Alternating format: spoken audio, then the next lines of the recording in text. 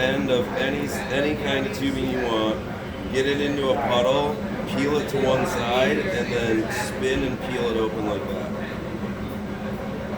Nice. So that trick is like one of the most priceless fucking tricks I've got because you're not blowing it open, so you never get a hot point. Which means on really nice pieces, sometimes you actually want to do that. You want to like, you know, if you blow open a color that is a little sensitive, it'll actually have a hot point that makes a little tag on the side of one of the blowouts, which sucks. It's like it's a pain in the balls to do, you know? Yeah. So if you know that trick, you just blow a little bubble out a little ways, and then just peel the bubble open, and fucking you end up with no hot point, so the color is completely clean and like no bubbling from over oxidizing it. So I do the same thing on a big piece of tubing. I just peel it to one side and then just go in a circle and it like tears that thing open. It does take a bit to learn that, but like almost every glass blower I know that's been blowing glass for 20 years does that way now. We all learn differently, but that's what we've gotten to is opening shit that way. Yeah. So sealing something together, you want this less hot than that to start with, because that hole is bigger than this hole slightly, so I'm gonna tag one side and then roll the stiffness of that around, touch everything, and then just hold and go around in a circle for like 2 rotations, push in, pull out, do the plunger trick, and then at last like pull it out a little bit. And even if it looks a little messed up, you should be able to like work with it. The only reason I got a little messed up seal right now is because this is the very end of this. Yeah. So I didn't have enough to like hold it. So it's got a little crack on the end. I'm gonna let that just crack and then peel this closed.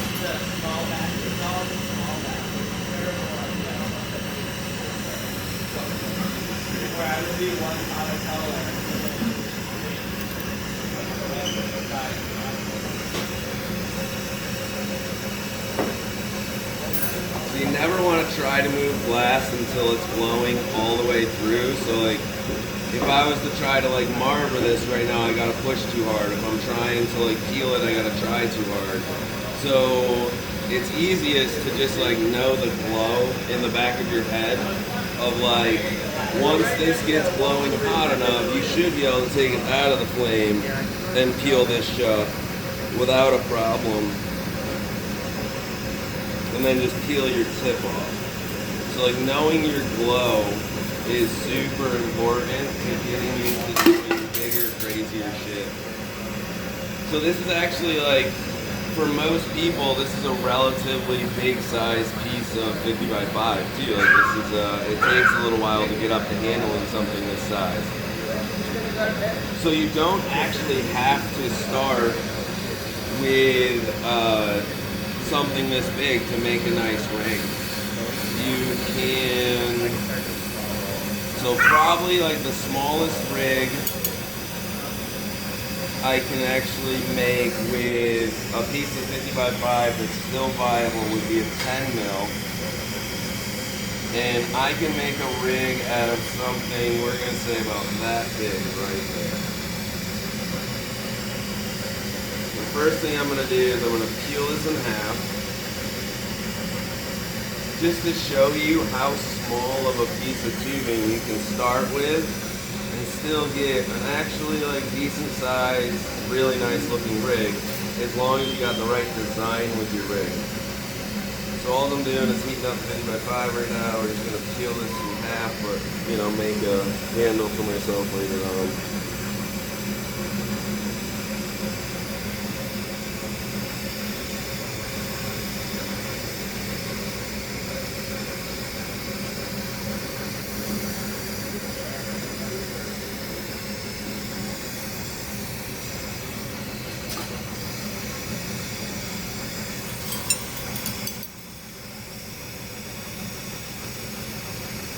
Okay, so fuming.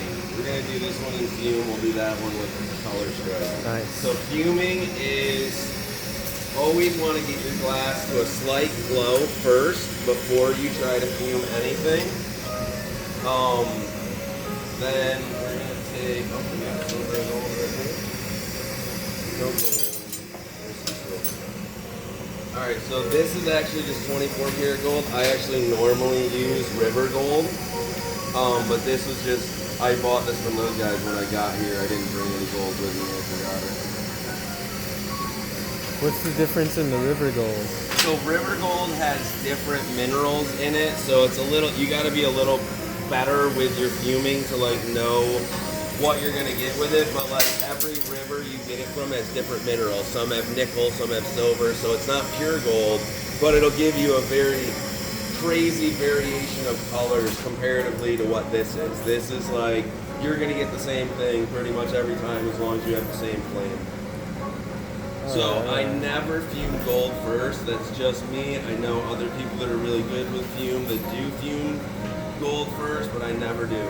I always pick my gold up in a marble mold. It's just, it picks it up so much easier than trying to like, you know, this just like guides you in. It's like a bumper thing in pool or something.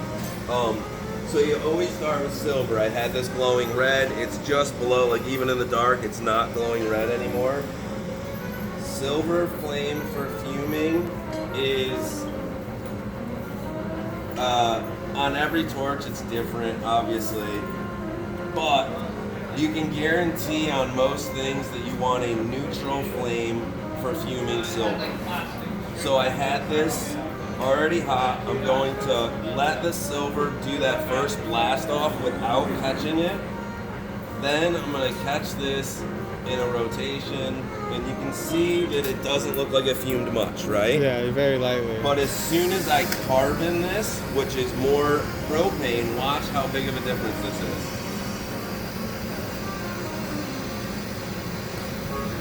Oh yeah, that fucking went away on there. So way carbon heavy. is what brings out silver in color or on just silver. So now I actually don't want that thick. I don't want it that cloudy. See how it's like turning transparent when I hit it with the flame? Yeah. Well, you can see through the cloud. That's what I want for my silver. I want it to look so you can see through it, but it is a tint. If it's a cloud, you're gonna get that white color. You know what I mean? Yeah, if it's like this, you're gonna get the blue color. So, same thing with gold. You don't want it glowing red. So you wanna like, even in the dark, you wanna wait for this to get cooled down to not glowing red anymore. Because when it's glowing red, it has so much heat that it's like, it's almost making a vapor barrier. It's like the fume is trying to hit it, but it's so hot, it's like pushing it around it. Oh, okay, so it won't catch it. So as soon as you can like hold it under your bench and you don't see a red glow anymore, you're ready to gold fume. So gold fume is a more oxidizing flame than, so you want a little bit more oxygen. You don't want it to be like harsh, but you want more oxygen. This one, you want to just put your thing in the flame and you want to catch everything. Because gold is really hard to overdo. So what I'm going to do is I'm going to only fume the top part of this. Then we're going to leave the bottom so it was just silver. But you see how like thick that gold went on there? Yeah. Very, very thick. So the cool thing about silver and gold for me is it can look beautiful without doing anything else to it, just putting lines over it now. So I don't need to wrap and rake this. I don't need to do anything to make it like super proper. All I gotta do is just fucking coat this thing in lines. So I'm just gonna go pretty fast. And so when you're moving anything and you're putting lines on, you don't want to be moving this, you want to be moving this. So I'll show you what I mean. You want to find your sweet spot in your flame, tag this, and then move this upwards. So the reason why is you have a sweet spot in your flame, and when you hit it, you kind of like remember it, and you don't want to like move from that sweet spot. It's the way you're gonna move the fastest, putting lines on, and moving quick is the way you make money. Yeah, hell yeah. So like, you can see it's like me just pushing this thing up and angling it slightly, and I'm able to put these lines on probably literally twice as fast as if I was moving the thing in my the stick in my right hand instead. And you can see when I miss the sweet spot, like you see it slow down. Yeah. That's like when I'm missing my sweet spot. So like I've moved my rod. So the better you can like hold your sweet spot, the better off you are. All right, so I've made it about, you know, a little over halfway around on this thing, but I don't trust that it's not gonna crack at my tips, because the tips are where you'll get your crack, like here and there. So I just, you know, casually reheat this whole thing, glowing red again, and I just go right back in to put my lines on. Reheating, knowing your timing on reheating is probably the most important thing to learn in glass blowing. Like knowing, like having an internal clock that's telling you, all right, man, this has been out of the kiln too long, out of the flame too long. You either got to reheat it or you got to put it in the kiln. Yeah. Learning that there's only one way, and it really sucks, is by, you got to learn that by mistake. But the good news is they don't have to be your mistakes. It's like a very golden rule in the world. You learn the best by mistake, but the mistake doesn't have to be yours. You can learn from somebody else being like, oh shit, I don't want to do that. You know? So learning that it cracks very easily when you're putting lines on like this that was me learning it by mistake. You can learn it by me just telling you. Just remember, top and bottom of this is where it's gonna crack first, like where your line ends or your line begins. So we got lines all the way around. Super simple, nothing fancy to this whatsoever. But it's going to look really fucking amazing when all said and done. So, to make anything clean, it's clean prep. So this is now prep stage, which means if I want it to work easier for me, I need to clean up this end and get this end to, like, anything that's not going to be usable in the rig shouldn't be in your picture anymore. So first thing I'm going to do is I'm going to peel this off, get it so it's lined all the way to the tip. Then I'm going to peel this back, not peel it, but heat it and like stretch it out just enough that this end that's messed up has nothing to do with the rest of my piece either. Because I don't want like that weird clear spot to be the bottom of my rig. Oh, yeah, yeah. So the easiest thing to do is just pull a little point, like a little funnel, off of the end here. So I'm heating up just that, getting it glowing red. Then I'm just gonna like pull that away and put a tiny jack mark. And that's not, I'm not doing anything for structure, I'm doing that for my knowledge. Like that's just a line for me. That's where I want to peel the bottom off at. I don't want to use any other material beyond that. So this is like a pretty small bubble. So to think this is a rig, this is like the size you would make a spoon out of. Like, so to think you're gonna make a rig out of this is like, really? But that's the great thing about rigs nowadays. It's like, as long as it bubbles, they don't care how much water's in it, because it's the less water, the more flavor saver it is. You know, it's like you taste it more with having a smaller piece. So now what I want to do is I want to melt everything in.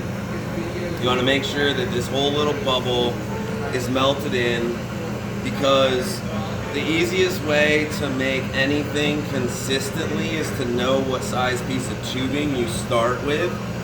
So I did all this work starting on a 50 by 5, but what I want to make my piece out of is about a 40 mil. So I'm stretching this down to make a piece of 40 mil tubing right now. I'm not thinking of it as anything else other than this is a 40 mil piece of tubing now.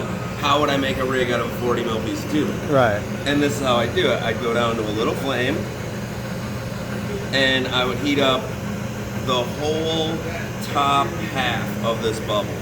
You're gonna use half of this bubble as the neck of your rig by just heating this up, getting the little thick parts that are up top there heated up too. Make sure that I don't want to stretch it yet, because if you start stretching right now, you're gonna have thinner glass. So a big trick is like heat this up to where you know you want it to be, and then neck it down on something. It doesn't have to be an L-marver, it can be any piece of graphite, but do that. You thickened it up, gave yourself a spot that you know that's gonna be the separation between your bottom bubble and your top. And now you can like just heat this up, get it good and hot, and give it a stretch. Stretch it out as much as you can get out of it without being too thin or wonky. And then stop and just hold it and spin. So that's the whole top part of your rig. That'll be your mouthpiece. Nice. So the bottom just needs to be a little more thinned out and funneled out. You might as well do that while you're on this little flame right here. So you're just gonna heat right at your line.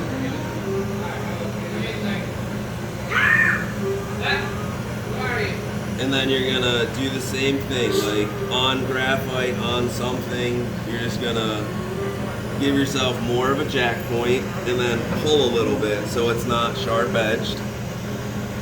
And heat this whole bottom bubble up. This is gonna be your bottom bubble. So what this is again, you need to know your glow. Nothing else matters. Like, if you heat this up and try to blow it too soon, or yeah, there's only too soon. Like, I can melt this into a blob and still be able to blow it up. But if you try to blow it too soon, your glass isn't gonna have the heat core, which is what will give you an even wall. So right now you still see shadows while I'm spinning it. There's still like dark spots. Yeah. They are gonna be almost impossible to get rid of in the flame.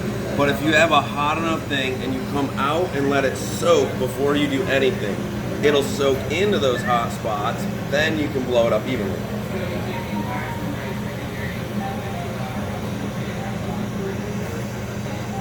You get yourself a bubble for your bottom. You don't really want to squat this bubble or anything. Like, if you make it too squatted, you're not going to have enough water if you do anything like that, you know? So that's just going to be the bottom bubble of a little tiny rig. And it's like I said, this is like the size of a spoon, but there's 10 mil joints. 10 mil joints can go on something this small and not look stupid. So opening this, you're not opening it, just like, see how it's got thick spots and thin spots? Easiest time to fix that is right now. You're just gonna let it soak, blow a little bit, not much. Then do it again, let it soak.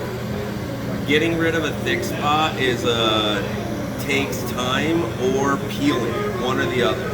So you can see on this one, you see how like thick of a spot it has on the one side? Yeah.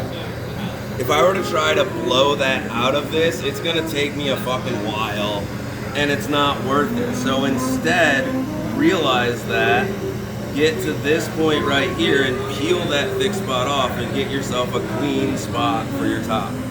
It takes that much time to get it clean if you peel it off. Yeah. You know what I mean? Oh, yeah. So now we got a nice little thing that can be a rig. All we need to do is now drop a down stem and weld a joint onto it. So to do this, I want to heat up one spot.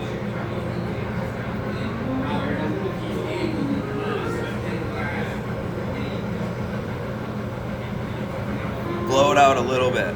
Heat it again. You never want to try to blow something like this out in less than like 2 to 3 steps. Blow it out a little bit more. It's still, so you see how it's like kind of hard edge there, but the bottom is coming out nicely? Yeah. That's what I want, but I want more of my bottom. So I'm gonna like heat in a little row sort of this time. And then blow that. So what that's giving me is a spot for my down stem to not hit this front wall and go all the way to the back without creating a problem. So you really need like a little bump up there. Now you can just blow a hole more towards this. You don't want to blow it like in the middle of this. You want it almost all the way up, right at the touching neck, pretty much. there. So it's like up that way. And then whatever you have to open it. I had a reamer that had a nice point, but TSA broke it, so I'm just using my jacks. So you always want to pull out. You don't want to just go, like if I was to use this reamer, I wouldn't just go in like that. I would blow in it and go in with it. Fucking. So you want to pull out on things. You don't want them to like be thickened. You want them to like come out. See what I'm saying? So when you're opening it, it's creating already a nice weldable wall for you. You're not starting with a hard edge. So now that I got open enough, I can use this. I'll show you what I mean by blow it. So you want to heat this all up, and when you go to ream this thing,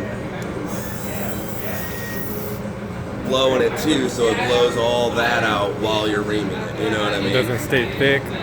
So I could just drop something in there like this, you know, just like weld that in there and have it downstem. But it's a lot nicer if you make a ground glass joint for this.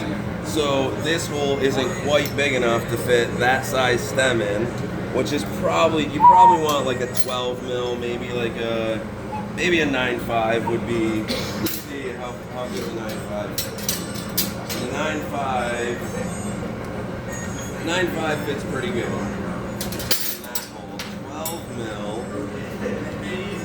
So it's a little too small for 12 mil, so we're gonna use a 9.5 for a downstem on this. So now we're gonna make a ground glass joint. Well, actually, we're just gonna weld the 9.5 first. Sorry. We're gonna take this. I highly recommend everybody own a pair of these. If you can, they're expensive cutters, but those are by far the best cutters on the market. Oh yeah, the cheap ones work good too. Like that style work good too. But like necessary tool, like last yes, yeah, they are necessary, like something like that. Because like cutting tubing and shit is something you have to do so often that it's very worth having a tool that cuts it easily for you. So I never put a downstem in that isn't perked. It's just me. So all of my perks are pretty much the simplest kind though.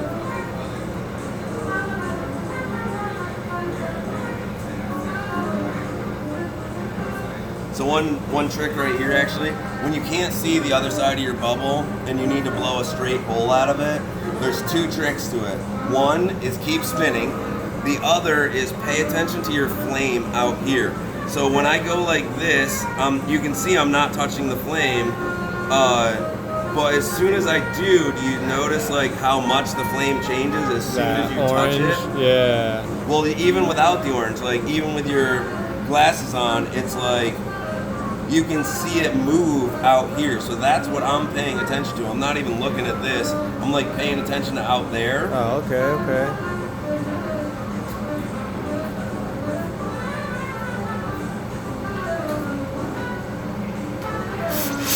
And I know if my flame is moving a little bit, I'm touching the center. If it's moving a lot, I'm touching too deep. You know what I mean? So we put one hole in the bottom.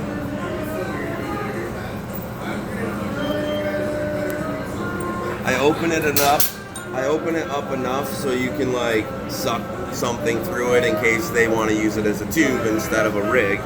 Then I always pop 2 holes out my side.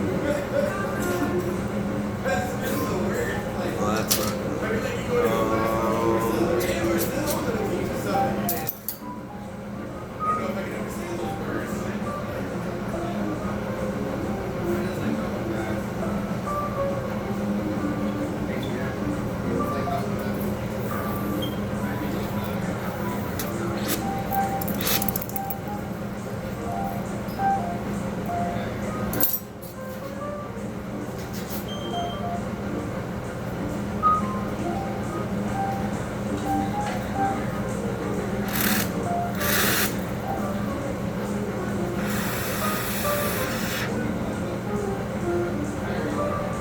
Alright, so normally I would have a little nicer reamer that would just fit in there, but you know, TSA doesn't like me. So, if I were to just try to drop this in here like this, I could totally get it to work, but it's going to be a little hard to make that seal. it's going to be a little hard to make that seal just like that right there. Yeah. So there's two tricks I do. There's either make a Maria ring right here, right where it sits, or make this weld to the back of your rig and it'll hold it perfectly for you. So I'm going to show you the weld to the back of the rig one because it's actually the more valuable one to know. So welding to the back of the rig actually saves you time in the long run. It's a little harder to do, but it saves you time. So what you do is you put a tiny dot on the upside. That's going to be the upside of my downstem when I put it in. Make sure that it can still fit in your hole though, and you can go down like that with it. Oh, okay. So now I'm going to get this thing to heat up just a tiny bit there. This has been sitting out, so I'm going to reheat it. What I'm actually going to do is I'm going to get this to weld inside of there without touching the inside with a flame whatsoever. You're just going to do it with all outside flame work. This is like a scientific thing that they do with all kinds of shit. They do it with hollow, solid, whatever, fucking. So you heat this up. You don't want to heat this up glowing. You just want to get it so it has like some kind of heat to it, so you don't stick it when you go in here. Go inside, get it to where you want it to be. Like, see how you like line it up, and then I'm touching that on the bottom. It's like actually touching the glass right now. Then I'm just gonna go, get it straight here. I'm gonna go here and heat up the glass and let it stick to it and pull back a tiny bit. Get it to where I want it to sit inside of there. You can see it's like touching, but it's not like sealed right now. So now I'm gonna peel this off, which that little like tack seal is gonna hold it while I just heat this, push in, pull back off, and now this is sealed good enough that I can actually heat this and blow it up. Oh, nice. So now that seal is holding it for me to go down here and fix this seal. Because this seal is not good enough right now, but it was good enough to hold it for a short period of time. So the way this seal melts in all the way is you just want to nuke it around it for a second. Get it really, really hot. And then you're going to suck in tiny bit and blow it back out. Now that seal is a good seal on the inside as well. And you can almost not even notice it on the outside here, right? You know, it's like the bubble doesn't fuck up too much. It's a little wonky, but not really. But now that means that seal is going to hold this for when I want to weld my ground glass joint on there as well.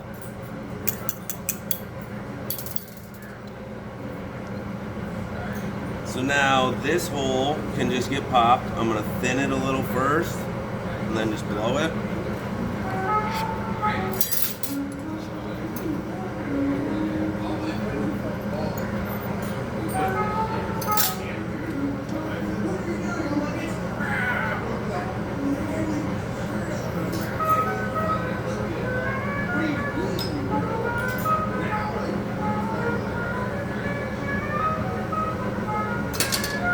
Now we're just going to pop this in the kiln and make a ground glass joint for it, but it's going to be a drop down, so the ground glass joint is going to sit here instead of up here.